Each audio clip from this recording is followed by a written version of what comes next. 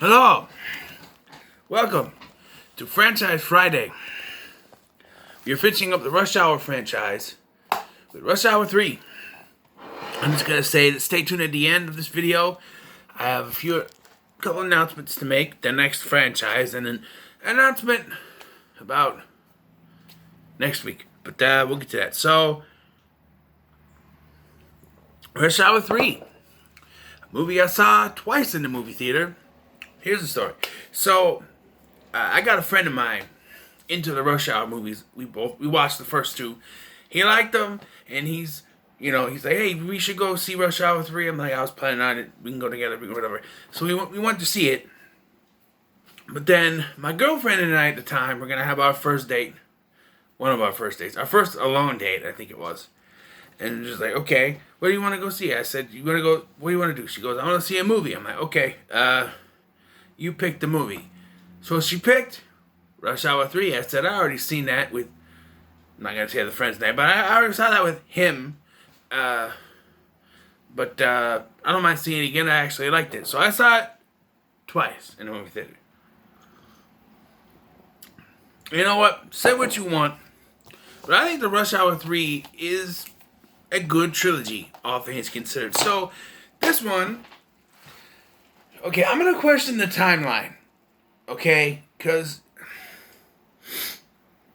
I said this in my last one. Most people perceive that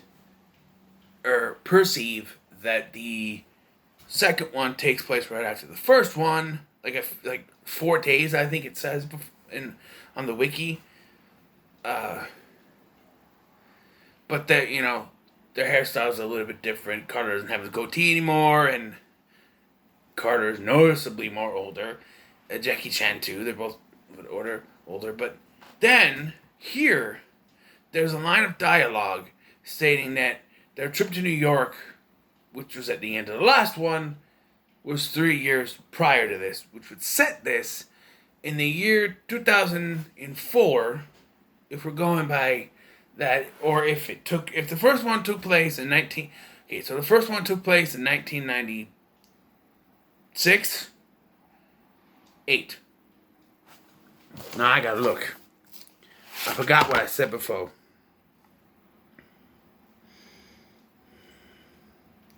The first one takes place in 98, and the second one supposedly takes place 4 days later. That's still 98.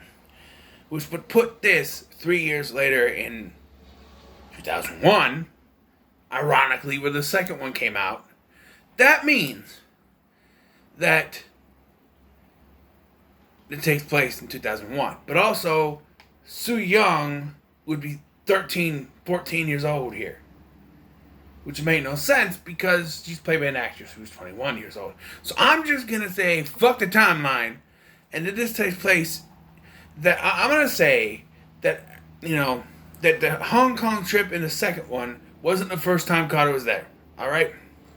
He's on another vacation, just so happened to be there. And that takes place in 2001.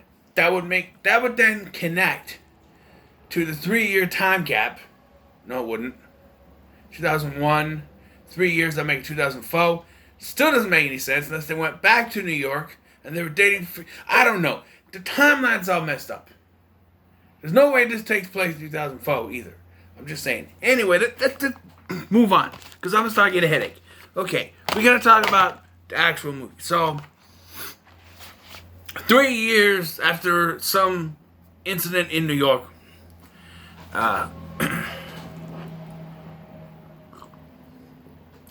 Council Han, now an ambassador, has found Shai Shen, which is a list of names of the head of the triads, which were introduced in the last film.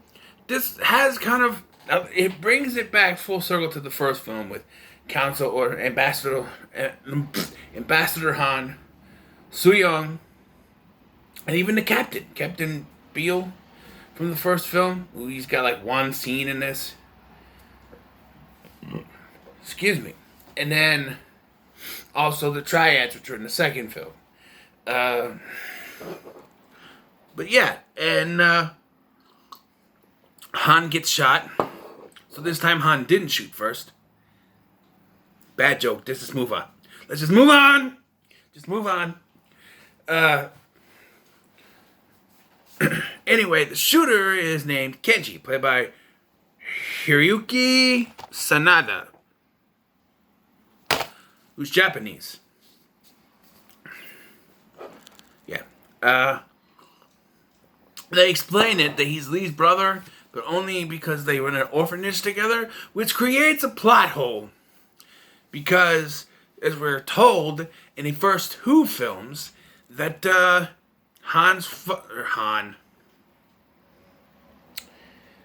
Lee's father was killed by his partner, which was revealed in the second film to be Ricky Tan.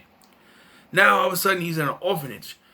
So does that mean he was it his adopted father that was killed?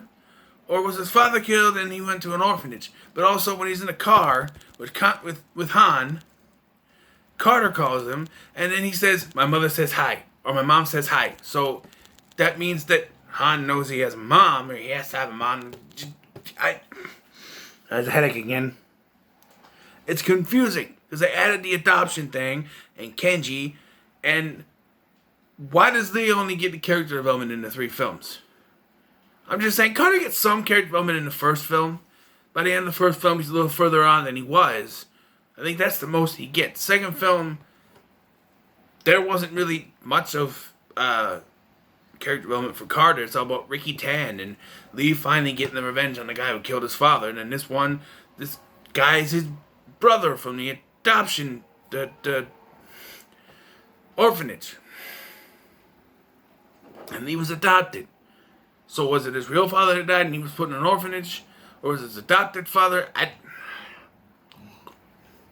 See what happens when you retcon movies, you make it confusing. And anyway, Carter figures out that what they're looking for. Okay, so these triads try to kill Soo Young, and they leave, 50 Franklin D. Roosevelt. That's what the guy says eventually. There's a bunch of useless scenes in the first part of this movie. I mean, useless. They talk to Soo Young. She says that her dad gave her something that's in her locker at this Chinese karate studio or kung fu, whatever, studio. And all it does is serve as a scene that shows them both getting their asses kicked by a giant Chinese man, and then just finding out that some people with guns came in and stole it.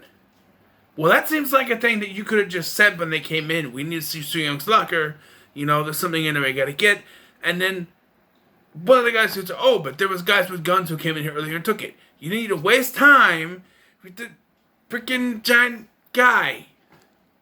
I do like some of the Carter's lines in this. Like, you gotta watch what you're feeding me. He's too damn big. Just, But in the whole, you, yes? Not you, him. I am me. Who are you? Me. No, not me, you. That's a little funny. But, it just doesn't do anything. And then they get back. Then they realize, oh, we gotta save Soo Young. So they go back to the hospital just to then get directed to France. They meet this guy named Renard, played by Max von Sydow, the voice of Vigo.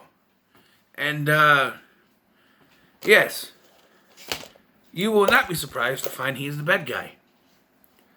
Because they do the same thing they did in the first one. A guy that they trust is the villain. Because we can't think of anything original.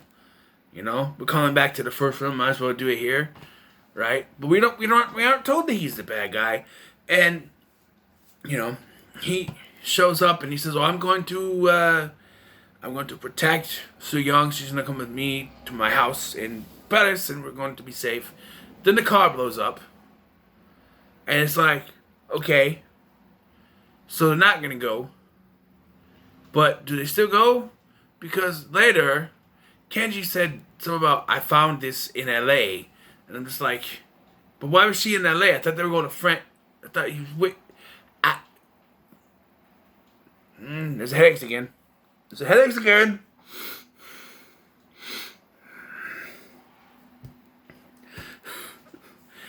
Anyway, so they I lost my train of thought. 50 franc, the Frenchman, after there's an exchange that is also pointless with a nun, where they just trade expletives with a French guy, a French-Chinese man. He tells them 50 Franklin D. Roosevelt, Genevieve. So they go there to 50 Franklin D. Roosevelt, which Carter figures out is an underground gentleman's club that's just advertised in a magazine, I guess. They go there, and Carter just happens to sit down next to Genevieve.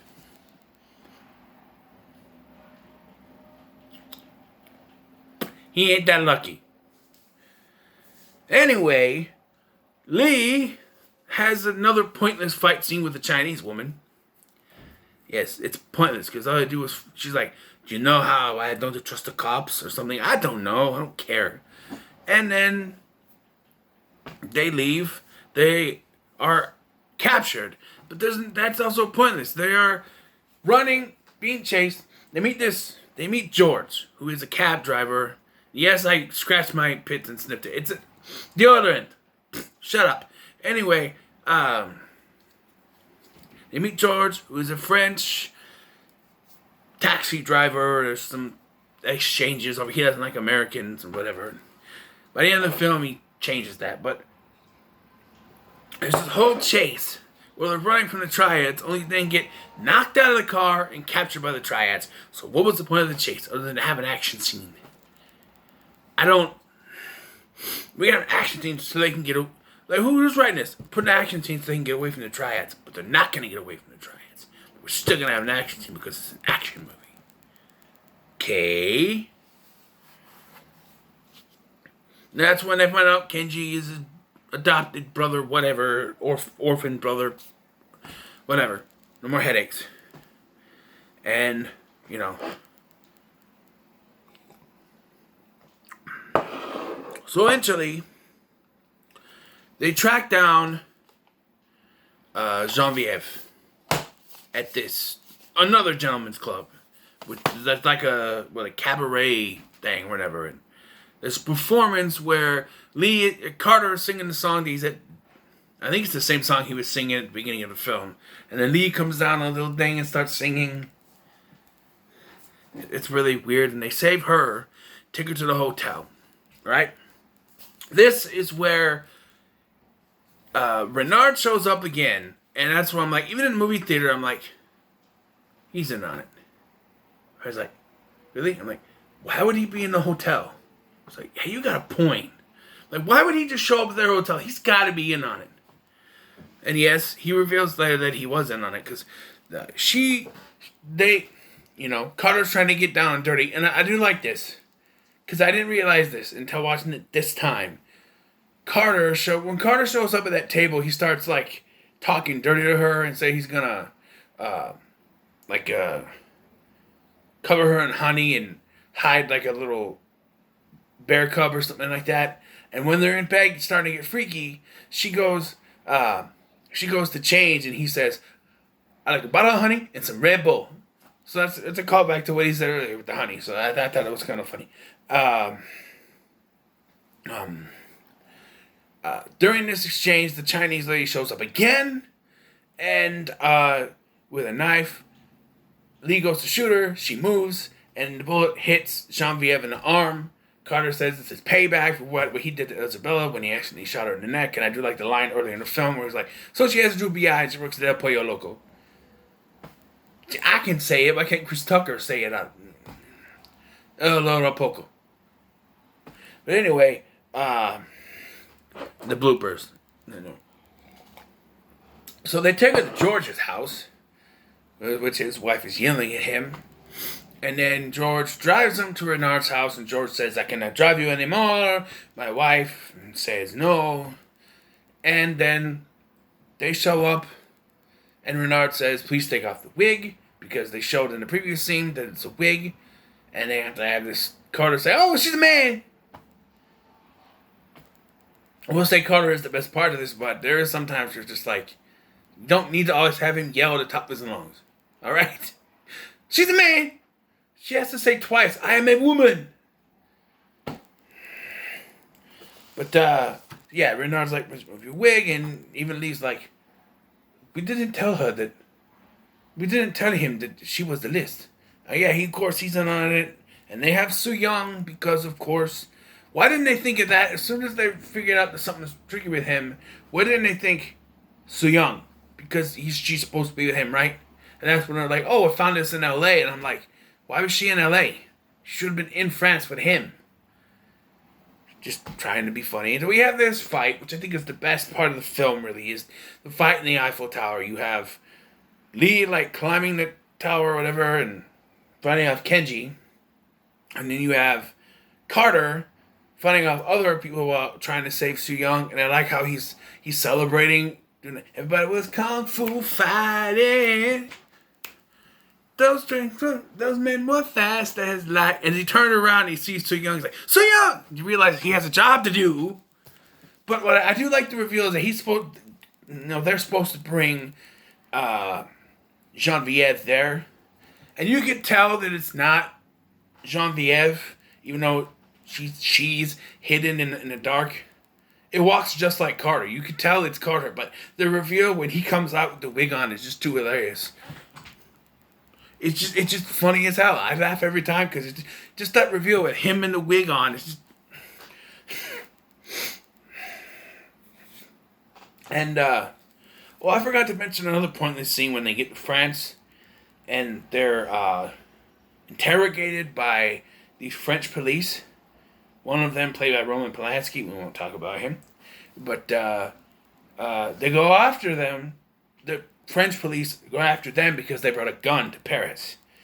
So why not just tell them we're policemen, we're here on a case? Wouldn't that absolve them of all their charges? But no. Instead, they get a cavity search. And then they give Carter the gun back. Because he uses it and points it at George when they're in the cab. So they give it back.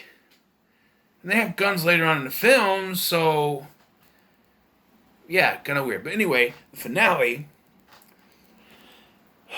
Carter goes to rescue Soo Young, and the Chinese chick is back again. And she ends up dead, squished by the gear thing. Lee fights Kenji until the net they're in breaks, and Kenji forces him to drop him. He undoes the hand and makes him drop. There's some iffy CGI in this film, but I think Kenji falling is one of the better shots. In spite of what other people may say, but I think it's one of the better shots. The flag. Because Carter is holding on to the French flag and he gets knocked off. He's about to fly off and Lee grabs the other side, rather. And people start shooting at him, so they jump off and they glide down. And it's terrible CGI. This is 2007. Hold on. I have to sneeze. Come on already. Do it. Do it, come on! Sneeze! Whatever. Anyway, they get down there, and Renard is there with Genevieve. Okay, so here's my question. Where was Genevieve hiding? Did they leave Genevieve with him? What? Huh? Anyway, he gets shot. They make it look like one of them gets shot, but really it's George. Take the gun from him. And then Polanski shows up, and it's like, I'm glad we could work together. And they're like, we? They're like, yes. Okay, let's work together. You go this way, I go that way. And they punch him in the face, and then they dance. The movie ends with them dancing to, whoa, what is he good for? Absolutely nothing. Say it again. And if this is the last film in the franchise, ending it like that, I think it would be kind of perfect. I know... There's been some talk about a fourth film. Do we need one? No. Would I want one? Yeah. They had a TV series, which I'm in the process of watching. I'll watch 2 episodes. So I'll get to it. But, yeah, this wasn't that bad. I think all 3 of the Rush Hour films are good. But I'm going to give this 8 out of 10. There's just too much pointless stuff that you could have taken out and making a smaller film. How long is this movie, by the way? 86 minutes. This is the shortest of them, and you have the most bullshit in it. Okay, never mind. But yeah, it's 8 out of 10. So, a couple announcements. One, my next franchise, in honor of the passing of Richard Donner, will be the I almost said Rush Hour. Lethal Weapon series. Yes, more buddy cop, but... And I'm going to redo the first... Not that finger. I'm going to redo the first one again, because the first time I did it was a Christmas review, and I didn't really pay attention to the movie. So we're going to do all 4 of those. And I'm taking a week off of doing my weekly show. So next week will be no Marvel Monday, Tubi Tuesday, although I might do a Tubi review for something. The Wednesday one, which I forget the name, Wildcard Wednesday or Friday, because next week is Shark Week, so I'm going to focus on them. And of course, no Godzilla ones, because I got to save. I got to space out so that I can fit to the end of the month. So, Shark Week next week, kind of whittled down my schedule. So, yeah. So, what are your thoughts on Rush Hour 3? Let me know in the comments below. Make sure to like, share, and subscribe. Thank you for watching. I've been Scotty, and I'll see you in the next one.